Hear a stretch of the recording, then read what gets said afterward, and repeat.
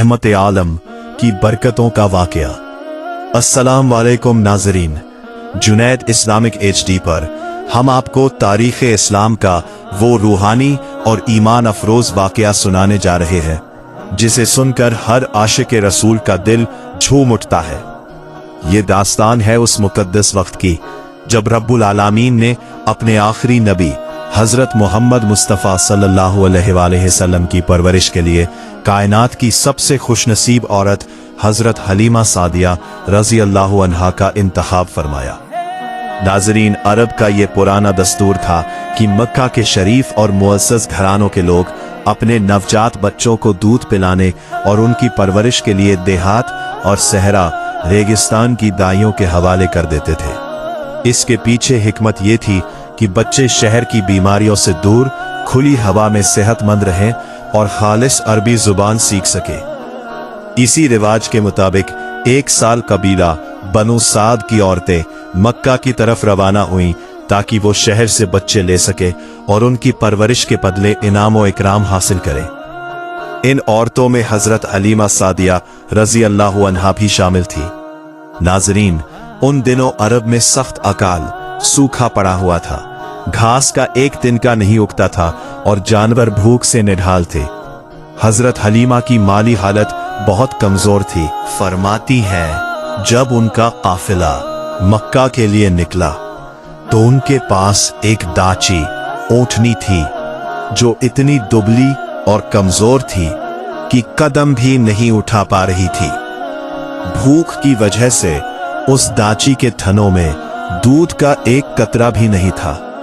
हालत यह थी कि हलीमा का अपना छोटा बच्चा भूख से बिलखता रहता था और पूरी रात हलीमा और उनके शौहर सो नहीं पाते थे। रास्ते में काफिले की दूसरी औरतें जो तवाना और तेज जानवरों पर सवार थीं, हलीमा से आगे निकल गईं। वो बार बार आवाज लगाती, ऐ हलीमा जरा तेज चलो, क्या तुम हमें भी लेट करोगी? लेकिन हलीमा मजबूर थी। उनकी कमजोर दाची पूरे काफिले में सबसे पीछे रह गई। मुश्किलों से बीबी हलीमा मक्का पहुंची। मक्का पहुंचकर हर दाई ने चाहा कि उसे किसी अमीर घर का बच्चा मिले ताकि परवरिश के बदले खूब दौलत मिले। लेकिन जब उन दाइयों के सामने हमारे प्यारे नबी हजरत मोहम्मद सल्लल्लाहु अलैहि वसल्लम को लाया गया और उन्हें पता चला कि आप सल्लल्लाहु अलैहि वसल्लम यतीम हैं, तो उन्होंने लेने से इनकार कर दिया। उनके जहन में ये लालच था कि एक यतीम बच्चे की परवरिश का सिला कौन देगा। लेकिन वो नादान औरतें ये नहीं जानती थीं कि आज वो कायनात की सबसे बड़ी दौलत को खो रही हैं।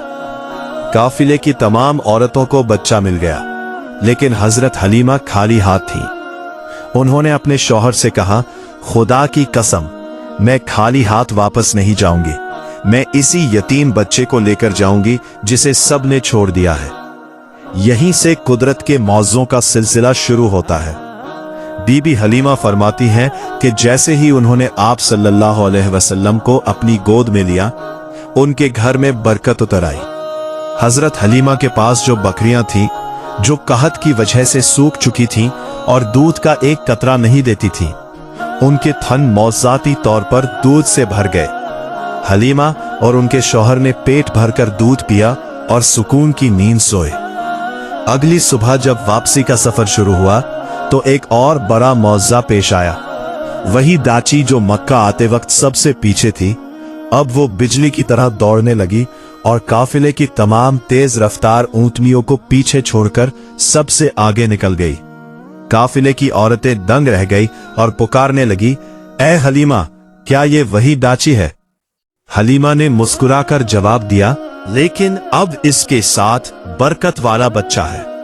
जब वो अपने कबीले बनु साद पहुंची तो वहां के नजारे ही बदल गए। जिस जमीन पर सख्त सूखा था वहां हरियाली छा गई। हलीमा की बकरियों के थन दूध से भरे होते थे, जबकि पूरे कबीले के जानवर भूखे रहते थे। 2 साल तक आप सल्लल्लाहु अलैहि वसल्लम हजरत हलीमा के पास रहे और इन 2 सालों में हलीमा के घर में वो खुशहाली देखी जिसकी मिसाल नहीं मिलती।